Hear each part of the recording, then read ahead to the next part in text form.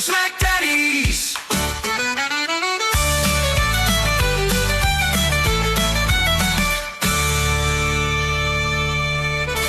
Hello, friends, and welcome to your SmackDown review for the Hub. I am Brad the Dad, and riding shotgun with me is my tag team partner, Greg. No, wait, Greg's not here this week. This is a speed run because, you know, it's going to be a very short episode because this is the episode where nothing happens, right?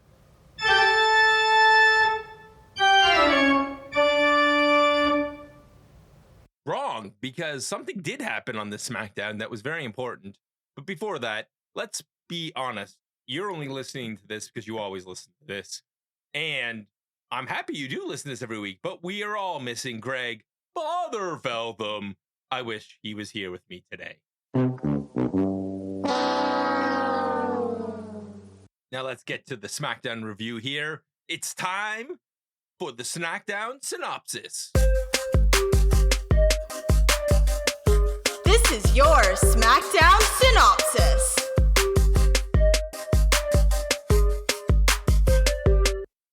And this whole show is brought to you by the Hub Sports Entertainment Network, where we talk about all the wrestling things. And hopefully somebody will do a post show with me next week, this week. The show's tonight. I'm looking forward to it. I'm going to go polka hunting, get some exercise before that. But in the meantime, let's talk about SmackDown. The first thing that happened was that Jacob Fatu is in the back screaming because Jey Uso got taken out. I mean, I guess this is the way to fix what happened with the Elimination Chamber, where Jey Uso wasn't supposed to be in the Elimination Chamber. And they're going to blame Drew McIntyre, who comes out to the ring. Cody does his big hero entrance. This leads to all of the wrestlers being in the ring who are going to be in the Elimination Chamber that we have so far. This includes Randy Orton. This includes LA Knight. This includes Trick Williams. This includes, he's getting bouncy, Javon. This was great. I enjoyed this. But the best line of this whole thing was, apparently Bruno Mars put Trick Williams in one of his songs. So Trick and LA Knight fight outside of the crowd because, you know, whoop that trick means that LA Knight said, okay, and punched him. And poor Javon gets RKO'd. Good match. Going to be a good chamber tomorrow night. But I didn't think you needed to see this. So it's time for a cut.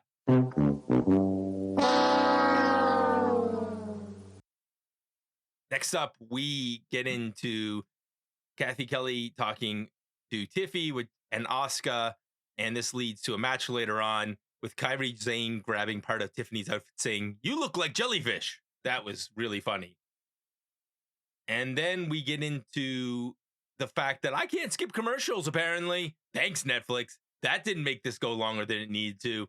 And then we have the Greg Father Feltham match of the night. We have Uncle Howdy versus Solo Sikoa. This goes like 20 minutes, Greg. You owe me a big one for watching and sitting through all this. And then at the end, Uncle Howdy wins because he wears out Solo Sikoa's thumb, so he can't use his finisher. And then he crawls out of the ring, crawls towards the lantern, and then the MFTs destroy him, which means this match will continue. This match is going to continue, Greg, so you know what that means. Send them to Raw, send them away. Greg's had enough for today. Not one more match, not one more show. Please, Lord, just let them go. I can't believe this feud is going to continue. Greg's going to have an aneurysm when he hears this. So we end up with this feud going to continue, and this show somehow continued on. I didn't turn it off. More commercials. We get a recap of the women's title match. More commercials. Jacob Fatu and Logan Paul both walked into the arena, and both of them have decided that they want to have in on the chamber, which probably is going to lead to the match, which it does lead to the main event match, which I'll get to in a second. So Jelly Roll is out in the crowd. Chelsea Green is on commentary for Tiffany Stratton versus Asuka. Nope. Kairi Sane is going to be the substitute. This match basically is highlighted by Tiffany Stratton wrestling really well with Kyrie, Chelsea calling her tacky time, but eventually we have a crash to the outside. Kyrie has taken out all of the fire, and then when Chelsea gets into it with Chelsea Green gets into it with Tiffy, somehow it ends up with Chelsea getting taken out because of a flying Kyrie, and Tiffy comes back to the ring, takes and wins. Your girl Chelsea won, Greg, but that's the only good thing that happened here. This was totally skippable. That wasn't just me saying totally skippable and me fixing that and not editing myself out. Every time I come back to this, I just go, what was I thinking watching this show? So Miz versus Oba, this is funny because Miz tries to talk his way out of this match, and Oba says, you want to be like the Undertaker, because Miz says, I could be like a locker room leader to you, like the Undertaker. And he says, the only thing I see in front of me is a dead man. And despite the fact that Miz counters Oba a couple times, he gets hit by it with a fall from Grace. And guess what? You didn't need to watch this either, because of course Oba won.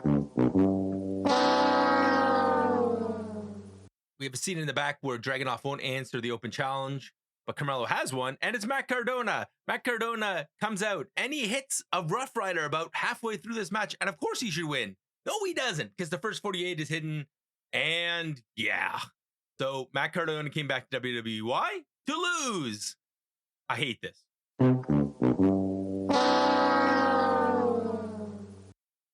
Greg, again, you owe me one. So we have the crate there, and the whole tag team division's hanging out. And yeah, they're being explained to how they can watch this show through ESPN. Candace pushes Johnny through the scene because he's Johnny Depressing.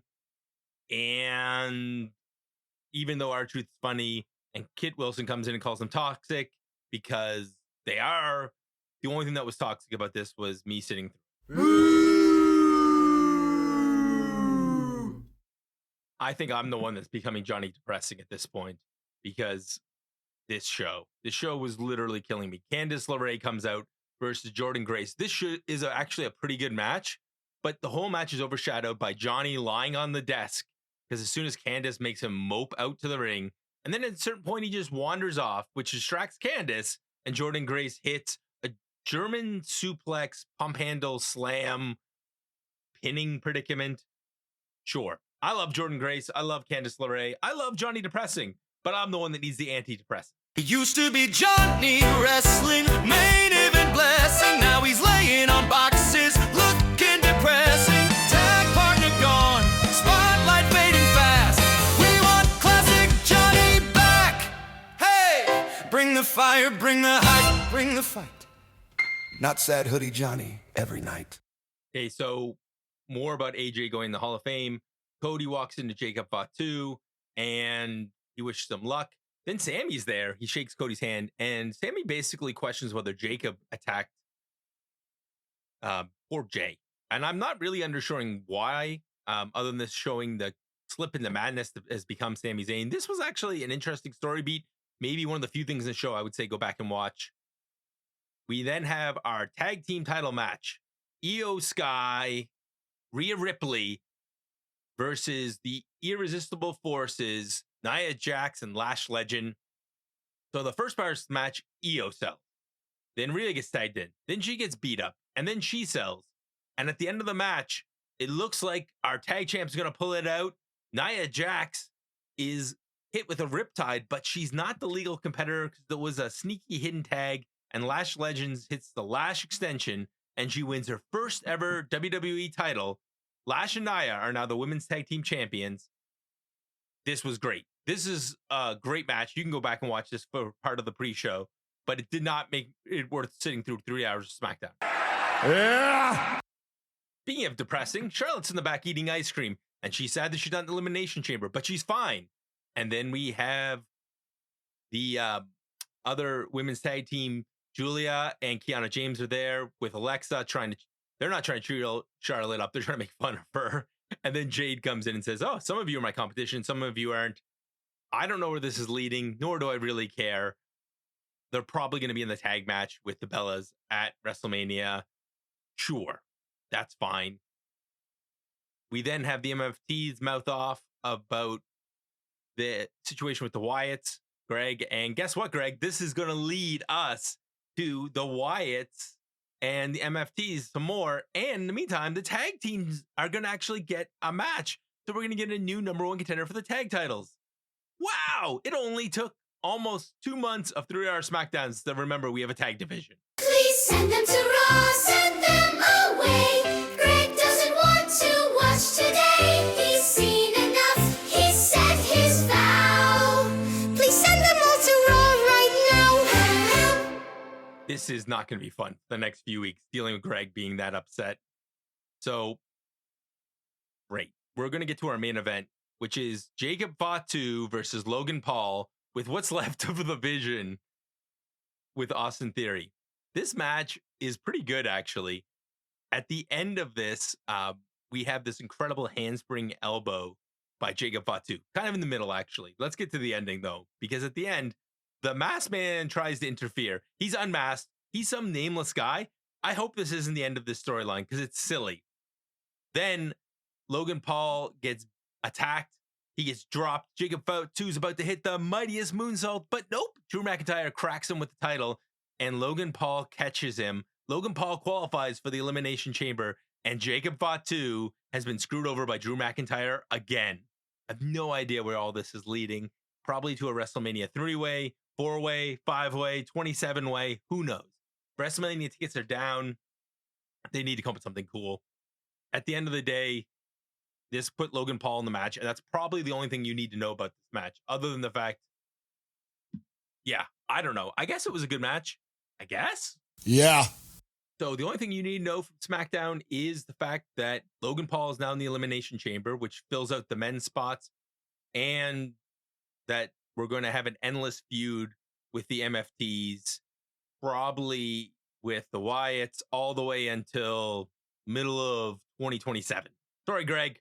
And yeah, that's it. Check out the main show this week, The Draw, which has a great breakdown and a very fun way to do it with the game show that breaks down the Elimination Chamber and who's going to win and what.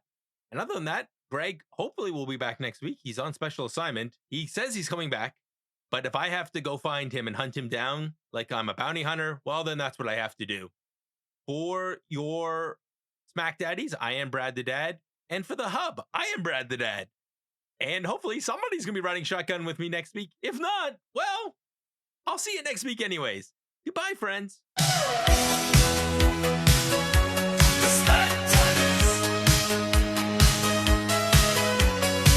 The revolutionary podcast in sports entertainment. Father Greg and Brad, the dad bless you all with the lovely tales of Friday night, SmackDown and beyond. Go to the outer limits of your mind with the SmackDaddies.